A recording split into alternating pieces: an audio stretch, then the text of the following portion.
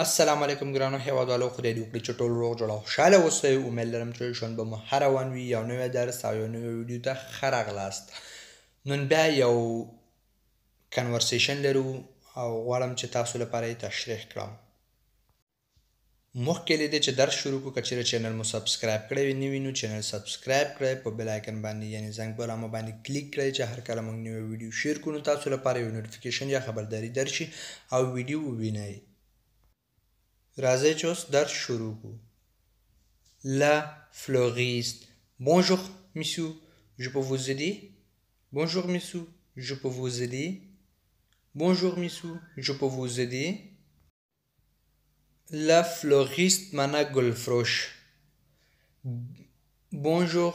ورځ مو په خیر، ستړی مه شئ. monsieur معنا محترم. Je peux vous aider. زه کولی شم چې تاسو سره کومک وکړم. Lui. Oui, je voudrais un bouquet, mais je ne sais pas trop quoi choisir. Oui, je voudrais un bouquet, mais je ne sais pas trop quoi choisir. Lui mana یو کس ده. lui mana د کس نوم دی. lui.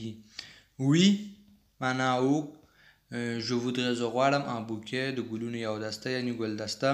mais je ne sais pas مګر زه نه پوهیږم trop ډیر quoi choisir چې څه انتخاب کړم. La fleuriste. Vous voulez mettre combien à peu près? Vous voulez mettre combien à peu près? Vous voulez mettre combien à peu près? تاسو یعنی vous voulez mettre combien تاسو غواړئ چې څومره پیسې ورکړئ. à peu près شاوخوا یعنی 100 روپۍ غواړئ چې ورکړئ ګل دستې لپاره.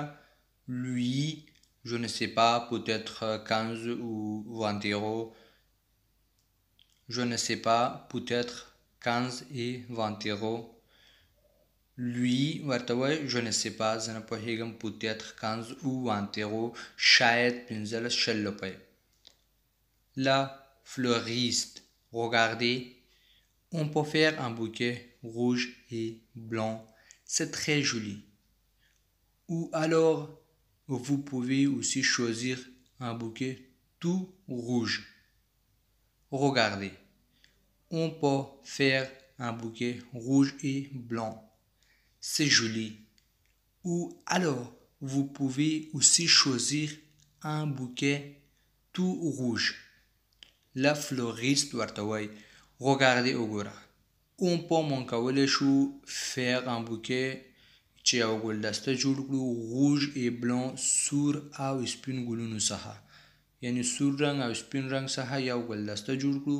c'est très joli دا ډیر ښکلی ښکاري یعنی c'est très joli دا ډیر ښکلی دی. ou alors او یا vous pouvez aussi او تاسو کولی شئ همدارنګه choisir چې انتخاب کړئ un bouquet یو ګلدسته تو rouge معنا ټول سور یعنی تاسو کولی شئ چې سور او سپین ګلدسته انتخاب کړئ یا ټول سور ګلدسته انتخاب کړئ. lui j'hésite un peu. qu'est-ce que vous me conseillez?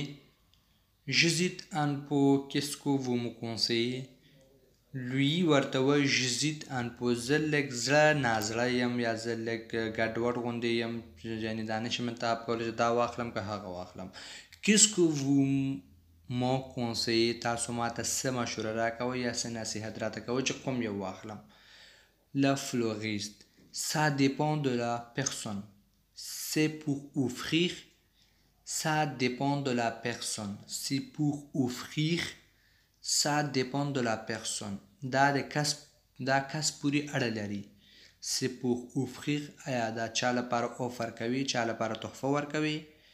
La fleuriste. lui oui c'est pour ma grand-mère. oui c'est pour ma grand-mère. oui c'est pour ma grand-mère. lui وای او دا یعنی تحفه ورکوم. c'est pour ma grand-mère دا خپل نیا لپاره ورکومه. grand-mère معنا نیا. La fleuriste. alors je vous conseille un bouquet de roses rouges. alors je vous conseille un bouquet de roses rouges. alors la floriste ورته وایي je vous conseille زه تاسو لپاره مشوره در کوم un bouquet یا ګلدسته د غوز غوش معنا د سور ګلابو غوز معنا ګلاب غوش معنا سور lui